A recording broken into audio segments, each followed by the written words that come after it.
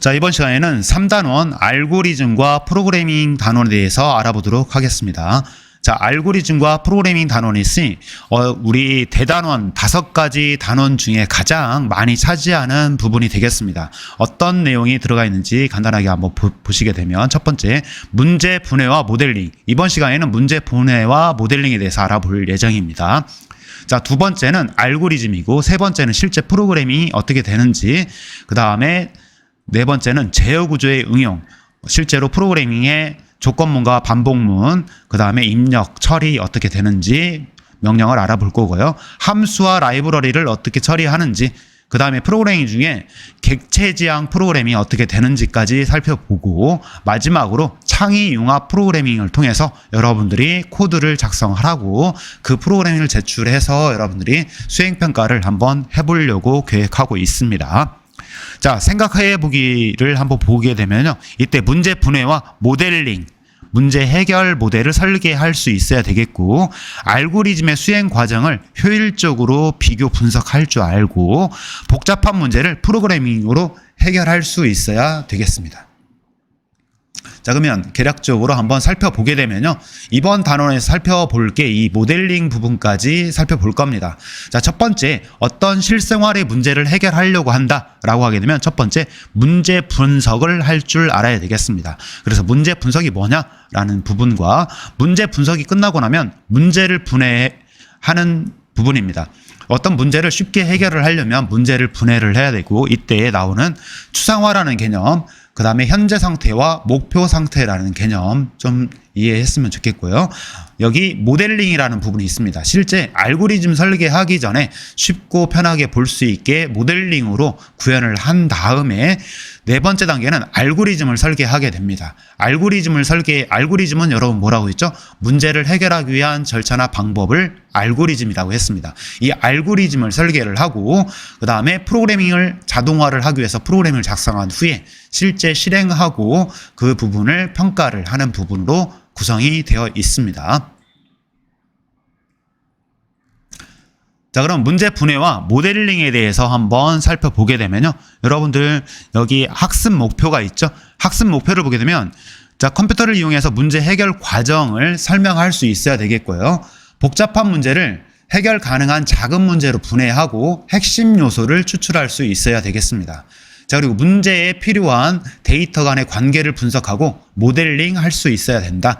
그래서 여러분들의 앞부분의 학습 목표에서 나왔듯이 핵심 요소는 문제 분석, 문제 분해, 핵심 요소 추출, 그 다음에 모델링이 되겠습니다. 자, 문제 분석에 대해서 한번 알아보면요. 자, 문제는 우리가 해결해야 될 구체적이고 명확한 요구 사항입니다. 실제 이 문제가 무엇이냐, 우리가 해결해야 하는 구체적이고 명확한 요구 사항을 바로 우리는 문제라고 하는 거죠. 자, 문제를 명확하게 이해를 하고 주어진 문제 상태와 요구 사항, 그리고 제약 조건 같은 걸 정의하기 위해서 이 문제 분석을 꼭 수행하게 됩니다. 즉, 문제의 현재 상태와 목표 상태가 무엇인지.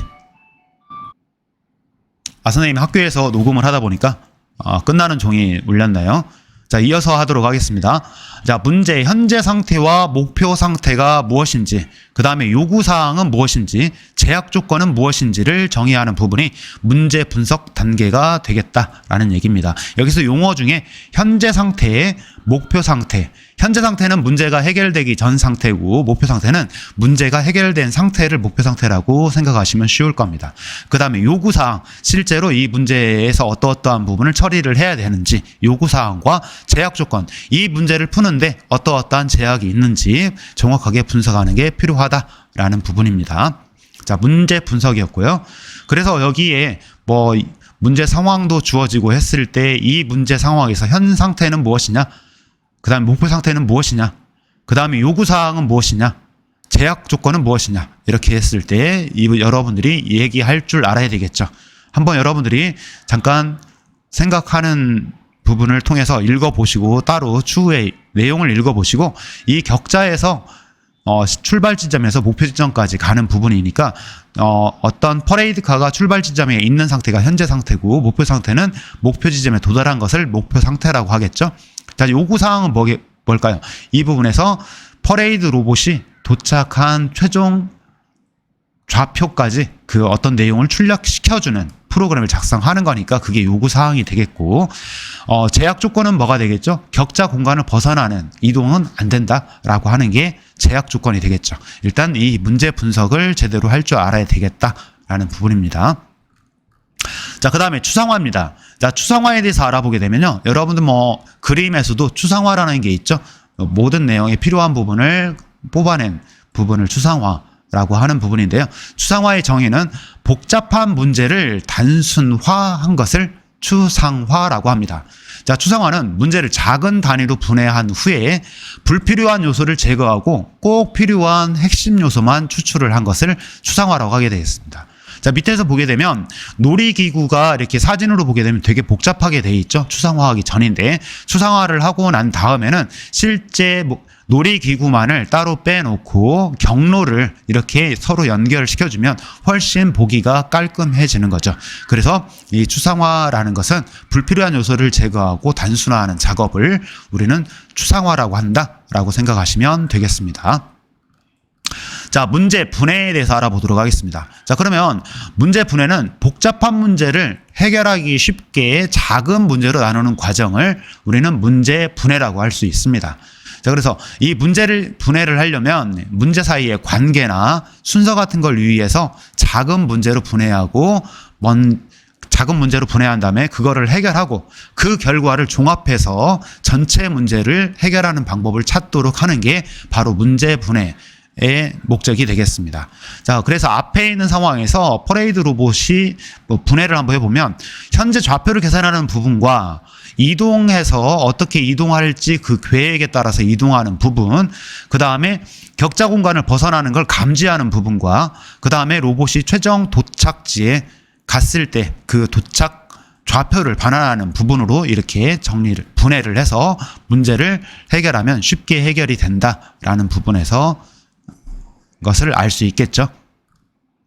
자, 핵심 요소 추출입니다. 핵심 요소는 자, 추상화에서 가장 중요한 단계가 바로 뭐다? 핵심 요소 추출이다. 말 그대로 정말 필요한 핵심 요소만을 뽑아내는 단계라고 볼 수 있습니다. 자, 그러려고 하면 어떻게 해야 되겠죠? 불필요한 요소를 제거를 해보고 그리고 남아있는 것 중에 핵심 요소를 추출하는 과정이 되겠습니다. 그래서 어떤 여러 정보와 사실을 구분하기 위해서는 어떤 기준이 있어야 되고 그 기준은 문제 해결의 목적에 따라서 달라질 수도 있다. 라는 부분입니다. 그래서 문제 상황을 이해를 하고 이 부분에서도 문제의 격자 공간과 이동 계획, 그 다음에 퍼레이드 로봇의 시작 위치와 끝나는 위치, 이런 부분을 정확하게 뽑아낼 줄 알아야 문제를 해결할 수가 있겠다라는 부분입니다. 핵심 요소 추출 단계였고요. 자, 다음 단계는 다음 단계 하기 전에 여러분들도 한번 나중에 생각을 한번 해보시는 게 이 소영이의 카페 운영을 할 때 어머니의 도움을 드리려고 키오스크 프로그램을 작성하려고 한다라고 하는 부분입니다. 그래서 현재 상태와 목표 상태가 무엇인지를 위에 있는 문제 상황을 보고 분석할 줄 알아야 됩니다. 그래서 문제를 분해를 하고 작은 요소로 분해를 하게 됩니다. 분해를 이렇게 세 가지로 여기서는 분리를 했죠. 분리를 해서 문제를 해결하고 그 다음에 이렇게 문제 분해를 해서 문제를 분석하고 해결 방안을 찾아보는 단계가 되겠습니다. 그래서 실제로 여러분들이 분해한 부분에서 여기 위에 있는 메뉴 보기 중에 여기에 메뉴나 수량, 금액에 해당되는 거, 결제 금액을 어떻게 계산할지, 주문 번호는 어떻게 계산하고 처리해야 될지를 한번 뽑아서 핵심 요소들을 뽑아서 한번 적어 보는 것도 중요한 부분이 되겠습니다. 자, 그 다음에 모델링입니다. 마지막으로 모델링인데요. 모델링은 무엇이냐? 여러분들이 앞에서 문제를 분해를 했죠. 그리고 필요한 핵심 요소를 뽑아냈습니다. 그것을 알기 쉽게 표와 트리, 그래프 등으로 단순화하거나 구조화하는 과정을 우리는 뭐라고 한다? 모델링이다. 그래서 앞에서 우리가 분해한 문제에서 핵심 요소를 뽑아내서 그것을 표와 트리, 그래프 등의 형식으로 단순화하고 구조화하는 과정을 뭐라고 한다? 모델링이라고 한다. 자, 모델링은 데이터 간의 관계나 흐름을 쉽게 이해할 수 있어가지고 문제를 효율적으로 해결하는 데 도움이 되는 게 바로 모델링입니다. 자, 모델링의 첫 번째 예가 표입니다. 표. 표는 여러분들이 많이 들어봤죠? 가로의 축과 세로의 축으로 나눠서 표현하는 구조가 되겠고요. 그 다음에 어떤 조건들을 비교, 평가할 때 유리하겠죠? 자, 복잡한 문제들을 보기 쉽게 정리할 수 있는데 도움을 주고 있습니다.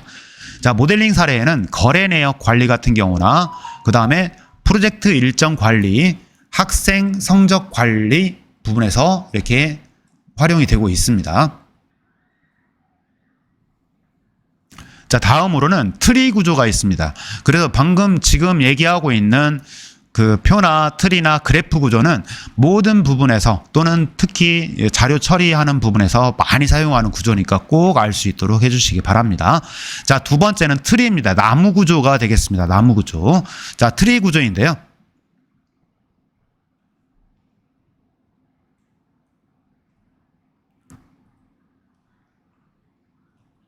잠깐 녹음을 하는데 조금 전에 내용이 안 지워져서 조금 당황을 했습니다. 자, 이어서 설명하도록 하겠습니다.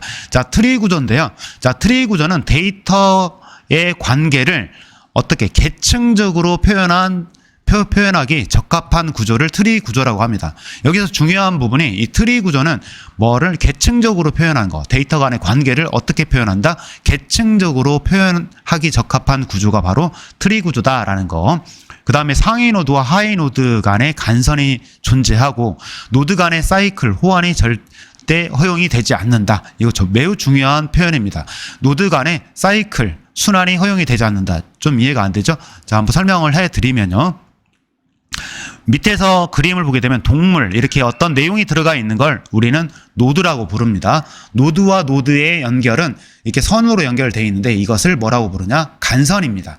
간선이라고 부르는 거고, 상위 노드에서 하위 노드로 간선으로 이렇게 간선만으로 존재하고, 즉 상위 노드가 있다 그러면 그 밑에 바로 하위 노드 층이 연결이 됩니다. 그래서 1단계, 2단계, 3단계 각 층이 있고 각각 계층 구조가 구성이 되어 있어서 계층 구조로 표현이 된다라고 해서 계층적 구조 또는 트리 구조라고도 합니다.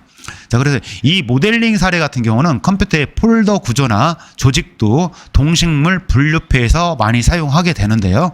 위에서 노드 간의 사이클이 허용이 되지 않는다. 자, 노드 간 사이클이 허용이 되지 않는다라는 얘기는 뭐냐면 동물과 육식 동물이 서로 연결이 돼 있죠. 이때 육식 동물과 초식 동물이 서로 연결이 되게 되면 초식 동물과 동물이 연결이 되는 거죠.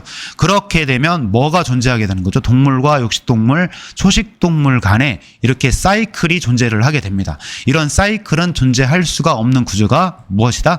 트리 구조다라는 거. 트리 구조에서 제일 중요한 거 뭐였죠? 계층적 구조를 표현할 때 적합한 구조이다. 그 다음에 노드 간의 사이클을 허용하지 않는다. 중요한 특징을 가지고 있습니다. 그리고 노드는 각각 어떤 내용 값이 있는 걸 노드라고 하는 거고, 이 노드와 노드를 연결해 주는 것을 간선이라고 한다라는 부분 알고 있을 수 있도록 해주시기 바랍니다. 자, 그 다음에 마지막으로 이제 그래프 구조가 나와 있습니다. 그래프 구조. 자, 그래프 구조는 데이터 간의 연결 관계를 단순히 연결되어 있는 그 관계만을 표현하는 것을 우리는 그래프라고 합니다. 그래서 노드와 간선으로 표현한 구조이고요. 화살표를 이용해서 데이터의 방향성을 표현할 수도 있고 방향성이 없을 수도 있고, 밑에 있는 부분은 화살표가 없기 때문에 방향성이 없는 거고, 간선 위에 데이터 간의 관계를 표현할 수도 있습니다. 그러니까 간선 위에다가 이것과 여기에서는 버스로 연결이 되어 있고, 여기는 지하철로 연결돼 있고, 여기는 비행기로 연결돼 있다. 이런 부분으로 관계를 표시할 수도 있고, 여기에서 김포에서 제주로 가는 방향은 있는데 이쪽은 없다. 방향성을 표시할 수도 있고요. 청주에서 김포로 갈 수는 있는데 또 있고, 청주에서 김포로 갈 수, 양방향으로 이렇게 화살표로 표현을 해주면 서로 연결이 돼 있다라는 부분, 어떤 방향성을 표시할 수도 있고 관계를 표현할 수도 있다라는 부분이고요. 또 중요한 특징이 있습니다. 트리와는 다르게 이 순환을 허용을 합니다. 아까 트리 구조 같은 경우는 이 사이클, 순환을 허용하지 않는다라고 했죠. 근데 여기 그래프에서는 사이클을 허용을 하게 됩니다. 자, 밑에 예시에 보는 것처럼 청주와 김포, 제주 서로 이렇게 연결이 되어 있죠. 즉, 이 사이클이 형성이 되고 있다라는 겁니다. 즉, 이 그래프는 데이터 간의 연결 관계를 표현하는 구조다라고 생각을 하시면 되겠고, 모델링 사례로는 항공 노선도, 지하철 노선도, 그 다음에 인물 관계도, 인맥도, 친밀도, 사람과 사람 간의 인맥 관계도 같은 것도 이렇게 그래프로 표현이 가능합니다. 자, 그래서 위에서 봤듯이 이번 단원에서는 문제 분석이 무엇인지, 그 다음에 문제 분해에서 추상화와 현재 상태와 목표 상태에 대해서 알아봤고요. 문제를 분해한 다음에 그 자료들을 모델링하는 과정까지 알아보았습니다. 자, 다음 단원에서는 이 알고리즘 설계, 프로그래밍, 그 다음에 결과 평가, 이게 개선하는 부분에 대해서 알아볼 예정입니다. 자, 수고하셨습니다.